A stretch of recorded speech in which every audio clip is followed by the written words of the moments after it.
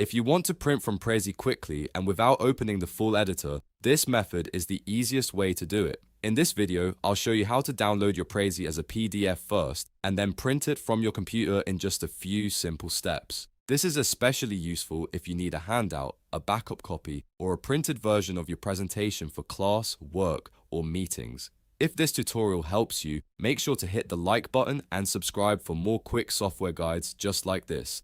Now let's jump right in. First, open your Prezi dashboard and go to your project list. This is where all of your presentations are stored, so make sure you're in the correct account before continuing. Next, find the presentation you want to print. Once you see it, hover over the thumbnail of that presentation. When you move your mouse over the thumbnail, you should see a three dots icon appear in the corner.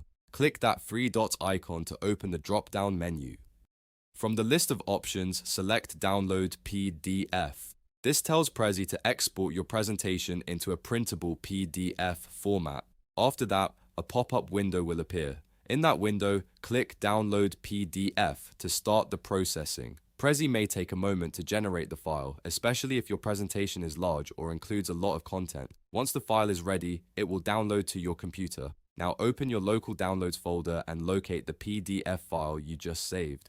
From there, open the file in your PDF viewer or browser and use your computer's print option to print it. You can choose your printer, adjust the page settings if needed, and then start the print job. And that's it. You've now learned how to print from Prezi by downloading the presentation as a PDF first.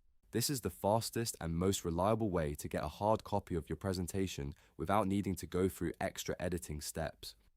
If this guide helped you out, please give it a like, subscribe to the channel, and turn on notifications so you never miss the next tutorial. Thanks for watching, and I'll see you in the next one.